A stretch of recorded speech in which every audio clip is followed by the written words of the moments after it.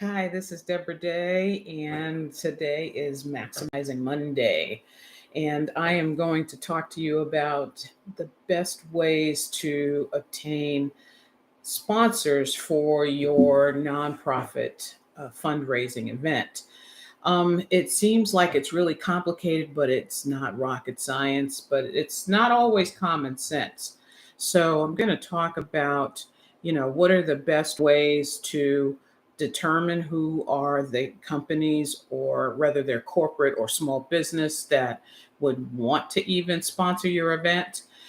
You want to look at how much money do you actually need to raise.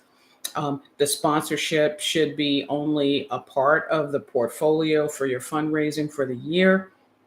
So you want to determine how much money do you want to raise through these sponsors. The first thing is think about the organizations right in the area where you are serving. Those are going to be the businesses that are, within a few miles of your organization.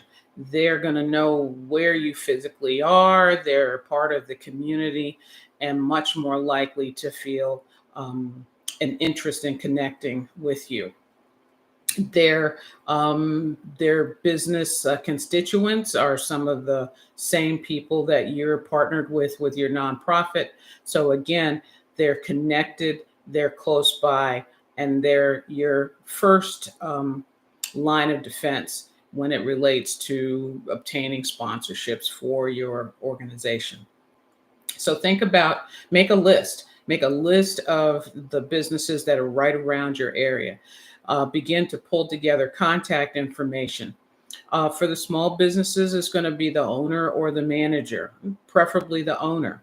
Get the email, get the phone number, and then once you've got that list of 25, 50, because you know that not everybody is going to be prepared to sponsor your event, the longer that list the better. You get your list together, you get your contact information, and then you start thinking about your circle of people that you know. As you look at that list of business owners and managers or marketing professionals in those businesses, then begin to work with your own internal team, your advisory board, or your um, executive directors, and go through that list and start to see who knows who on the list. As you look at that list and you see who are connected with the people on your list, start with those people that you're more closely connected with. So if your treasurer on your board knows the manager for the local restaurant right around the corner, let that be the person who would reach out to that business with a prepackaged script that you would have that basically tells what the event is that you're trying to do, talks about any benefits that there would be to the business. So let the person closest to the business owner reach out to that individual. Everybody on your team would have sort of a package so that everybody is on the same page as far as what they're going to be asking for. So you start that way. You have your information that you're going to share with the businesses as far as what the event is, who are going to benefit from raising money for that event, and what the benefits are to the business. And of course, the business is wanting to have visibility, and that's the reason why they would want to sponsor your event. It's in fact, this is really a marketing tool that you're using, and it should benefit both your organization as well as the company. So once you've got your list, you've started reaching out. Needless to say, sometimes you're going to reach out to people and the timing is just not going to be right.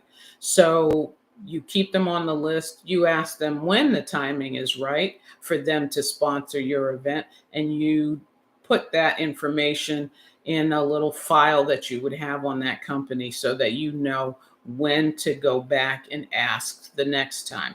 And in fact, you would ask them, can I reach out to you at a better time? And hopefully they say yes. So you go about doing that, and now you're on your way to begin to gather up those companies that are in your area that you have some connections with. If you don't have connections, then it's basically a cold call. And what you want to do with those companies is look on their social media, look and see what organizations they have already supported. Look and see if there are other nonprofits in the area where they have been sponsors.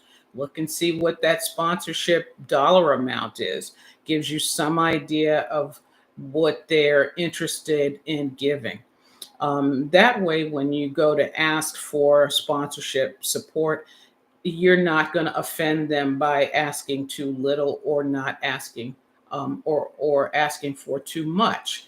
So this is some research that you need to do on with those organizations that you don't have connections with, and where you want to have an idea of what kind of support they like to provide. And so those are some of the main tips.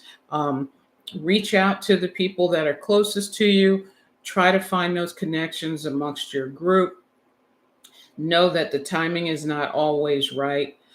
Of course, put that list together and begin to build that partnership, those partnerships with your local businesses. They want to be good citizens, and you want to have partnership with them. So I hope that helps. If that helps you, please like and subscribe. Every Monday, I will be here doing the work of helping nonprofits raise money for their for your various pieces of work.